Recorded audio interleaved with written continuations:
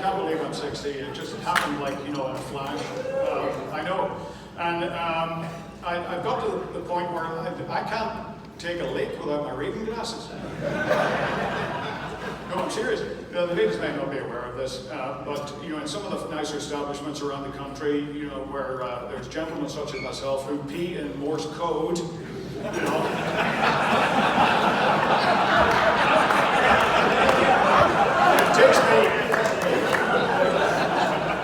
It takes me about 90 seconds to get started. And and some of the closest I get to a full stream is right after I put it back in my pants.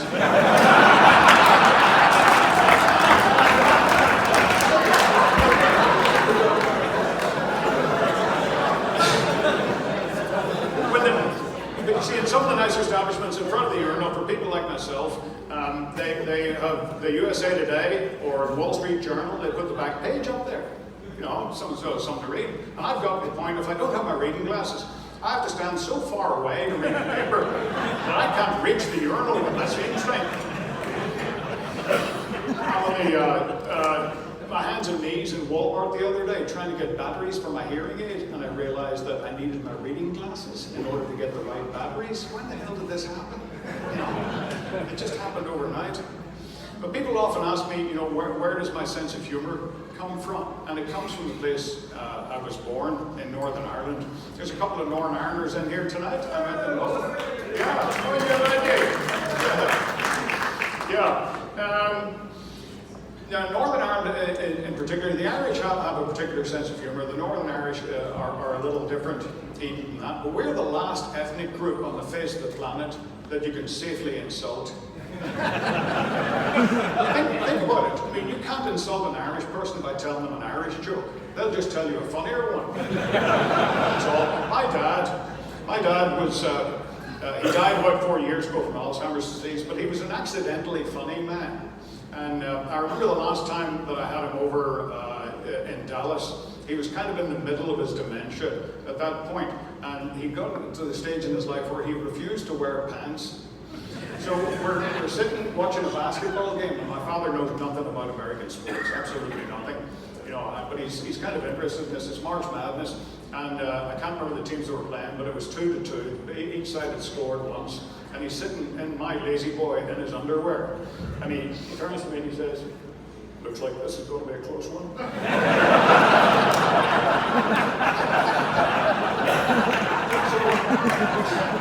I said, "Dad, that's not the way that it works. They're going to play." And he said, "Oh, mark my words." Fair enough. Sure enough, with 15 seconds left to play, it's 79-78. And he's looking at me like, But now he has to go to the bathroom. And he's at the age, he's in his mid-80s or whatever, and when he has to go to the bathroom, he's got to go to the bathroom. He said, "Oh, I really wanted to watch, there's only 15 seconds left. I really wanted to watch the end of this." And I said, "Dad, it's all right. Don't worry, I'll pause it." And he looked at me kind of puzzled and he said, "What about everybody else?"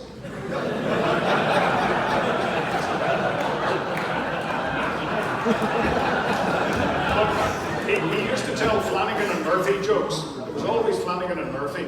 And the difference between an Irish joke and an ordinary joke is your friends might be telling you a joke, okay? And they're not particularly good at it. And they say, "Well, look, stop me if you've heard this one." Nobody ever stops anybody. Have you noticed that? You just listen, even though you've heard it 80% of the time, whatever, and you laugh at the end and you think, "Well, there's 3 minutes of my life I'm never going to get back." Irish jokes are different in that they're designed to be told in between sips. And if somebody goes for their glass the second time, you've probably lost them. So it doesn't matter if you've heard it before because it's over. And an example of that would be Flanagan and Murphy are in a boat and they're fishing. And Murphy turns to Flanagan and he says, "Flanagan," he says, "those Navy SEALs, why do they always fall backwards into the water?" And Flanagan says, "Well, Murphy, if they fell forwards, they'd still be in the fucking boat."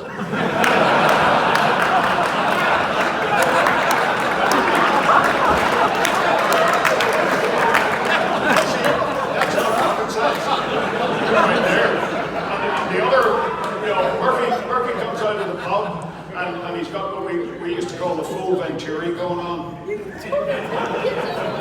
got this going, and know, if this foot moves, he's going down. And he gets himself oriented, you know, to where he can walk down the sidewalk, and there's two nuns walking towards him. One nun passes him on this side, the other nun passes him on that side. And he stops. He says, how did she do that?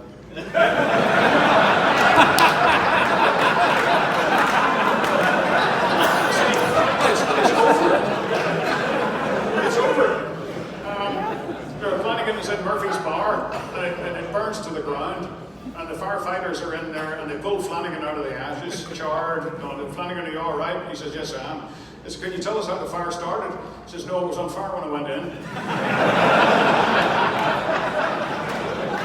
These are all just little true stories. And I didn't realize that my father was funny until I was sophisticated enough at the age of about 10 or 11, I'm guessing, to understand that, you know, there wasn't a lot of laughter.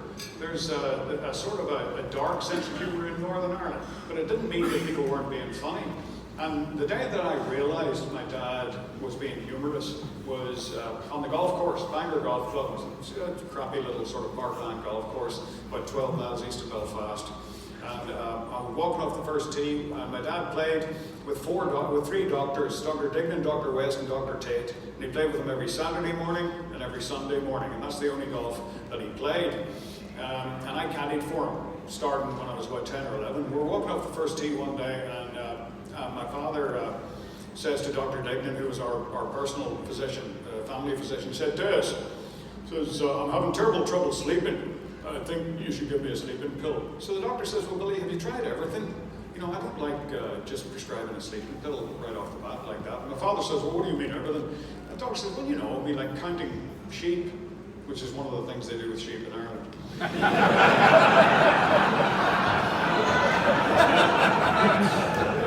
That reminds me, you know how an Irishman counts his sheep? Like this.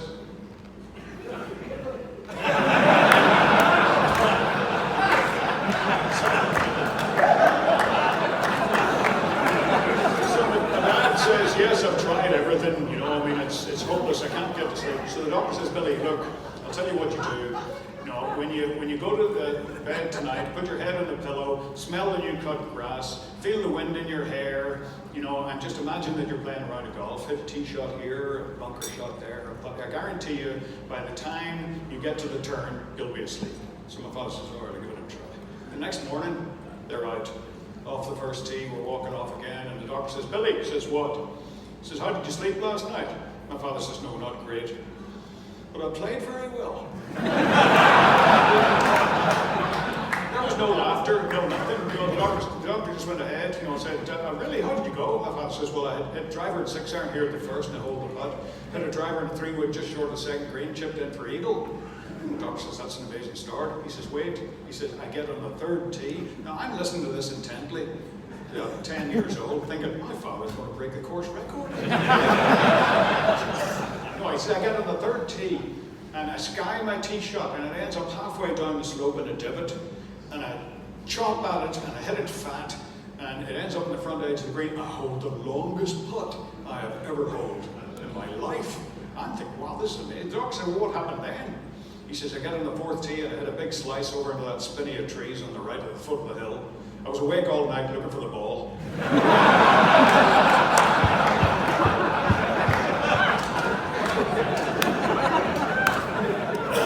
So, you know, my mother, and the wee light bulb went on over my head. I thought, wait a minute, my father's full of shit. Now, my mom, who I still have, she's 89 years old, and she's, yeah, bless her heart. She just started piano lessons. I'm deadly serious. She sucks. And she was one of those wee Church of Ireland ladies with both arms the same length, you know, that would wait in her house coat for you to come home from school or come home from work. And, but she was tremendously funny as well. My father would, he worked at the docks in Belfast, and he would be home every night, you know, at 5:45, because your dinner was on the table at 6 o'clock, whether you were there or not. That's the way that it worked. You know, so he was on time every night except the occasional Thursday. There was one Thursday a month they had a little contest at the golf club called the Hat, and they all threw, I think, £2 or something into the hat, and when they played for it. And my father would come home one Thursday every month, hammered, from this at about 7:30. So there was one such Thursday. Two sisters and I were waiting in the kitchen. We're all scrubbed up and ready for bed. My dad comes blundering through the back door. "Oh, kids, how are you?" You can smell the bushmills from about 20 feet. He's steaming. "Oh, is it? Oh, it's a wonderful day." And then he spies my mother, who's standing across the kitchen like Colin Montgomery.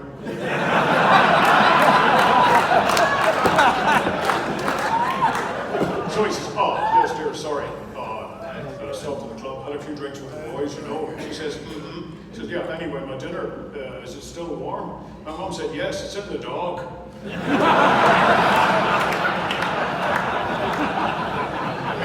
that little light bulb went on over my head. I wasn't a particularly bright child at school, to say the least. In fact, I was, they call it ADD now. When I went to school, they called it stupid.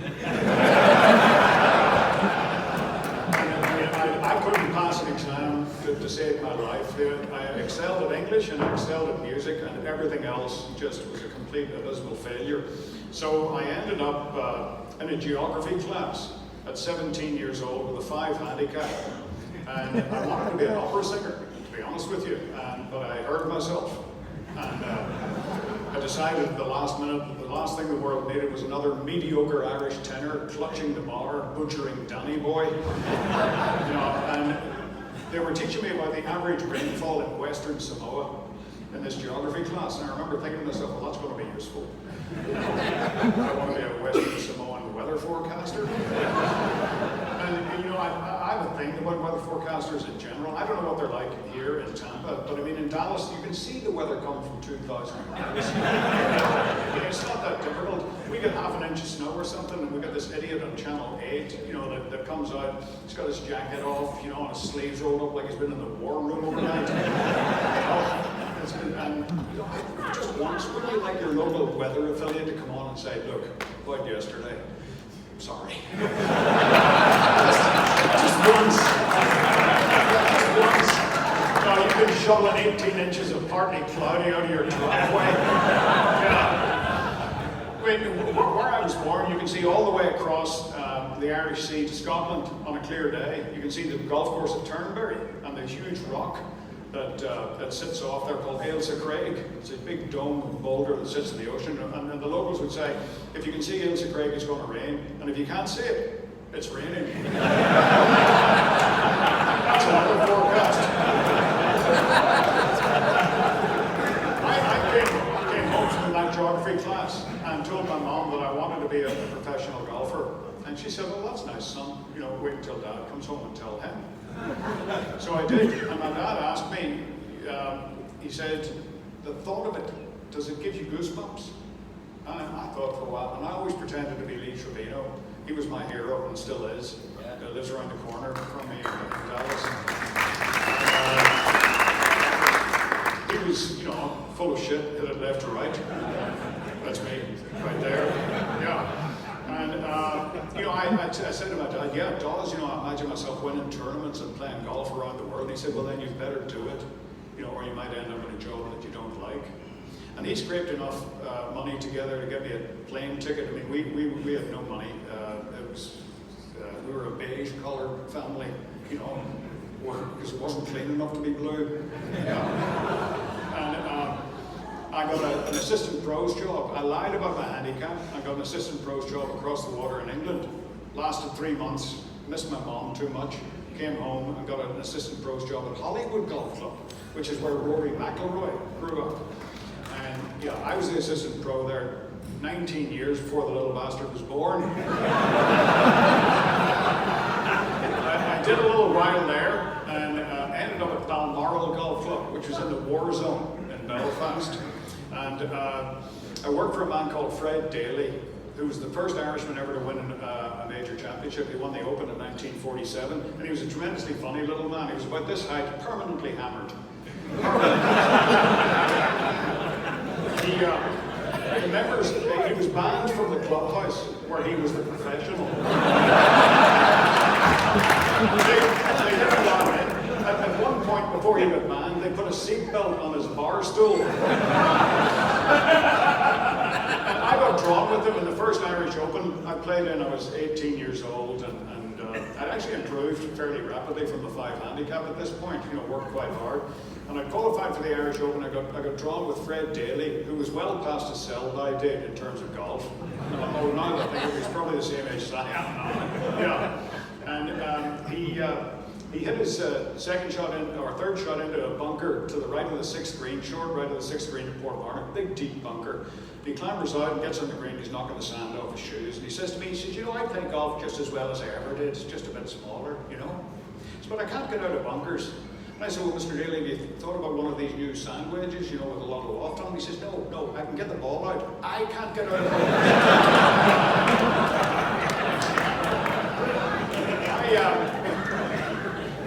I did a couple of years there and actually started, I won the Irish PGA Championship a couple of times, and I got on the European Tour in the late 70s, and I played in a fantastic era, with guys like, Ian Woosnam and Bernhard Langer and Severiano Ballesteros, Olafable, Dick Dildo, Nick Faldo.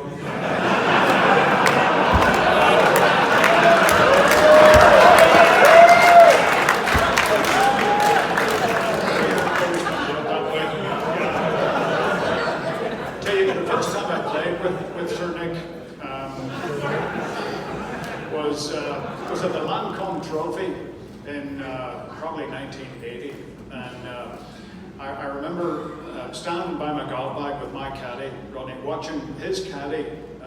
Nick was one of those, he was a good guy, but single-minded to the point that, he had no friends when he played. He had dinner with his agent every night, and it was about golf and nothing else. I saw him once on the range, warming up, by dropping the ball over his shoulder onto an X that he'd put with duct tape on the ground, trying to land the ball in the middle of the X. That's when you know you have no life. The guy that caddied for him was a guy called David McNeely, who I went to school with, Irish Dave, worked for Nick Price, worked for him, was a terrific caddy and a great guy. But he's walking a yardage back from a sprinkler head. Now, what he's got going is the sole of his shoe has come loose here, his tennis shoe, so he's got the kerflip going. Now, I'm standing about 5 yards from Sir Nick, and he's, watching McNeely come back, and McNeely's giving the kerflip. And he says, McNeely, you've got to do something about that tennis shoe. Now, bear in mind also, that he was also very famous for being very cheap. The caddy said that he wakes up in the middle of the night to make sure he hasn't lost any sleep. So he says to McNeely, you've got to do something about that tennis shoe. That's driving me berserk. McNeely says, well, I would if you'd pay me. Okay, fair enough. So he reaches down into the bottom pouch of the bag, and he pulls out this big wad of 50-pound notes, with a big thick rubber band around it. And he pulls the rubber band off and hands it to McNeely. He says, if you wrap that around there twice, it will stop that. I love caddies. I've adored them. I started off as a caddy, and I kind of ended up as a caddy with a microphone, really. I got all of my... and I had a guy that worked for me for the best part of 15 years on the European Tour, a guy called Rodney Wooler. Now, in order to fully get the next couple of stories, you have to imagine Rodney. Rodney was about 5'6", conservatively 275 pounds. He was 6 inches taller when he lay on his back. He had no neck, not short neck. He had an ear on each shoulder. If you put a crew neck on, he went blind. And he had these incredibly bandy legs. He was 5'7", he would have been 6'1" if his legs had been straight. My grandfather said he couldn't have stopped a pig in an entry.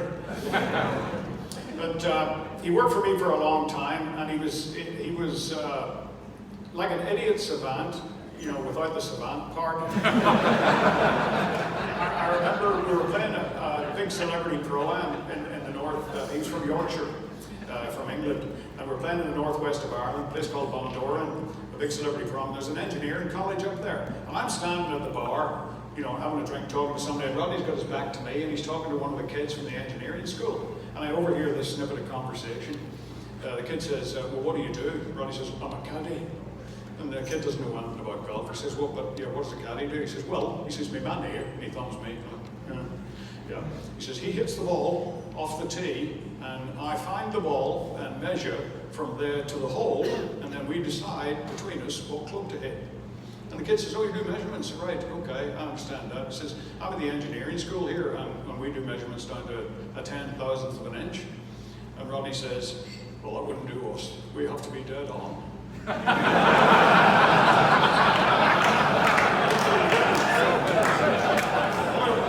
One of his finest moments came at the Scottish Open in 1987. Now, I had won the tournament in '86 and promptly lost the trophy, which is, there was a Led Zeppelin concert that night in Glasgow, and I decided that in a drunken stupor that it would be a good idea to take the Scottish Open trophy to a Led Zeppelin concert. 2 days of my life and the Scottish Open trophy are still missing. But the following year, as a defending champion, I'm standing on the putting green, wondering, now Rodney would rent a moped wherever he went, any time that he could. It was this funniest looking thing. It was like a circus bear on a tricycle. Like this. So the local village at Glen Eagles, which is where the tournament was being held in '87, was called Ochterarder. And the Star Pub in Ochterarder, it was Caddy Central. That's where all the caddies gathered at night.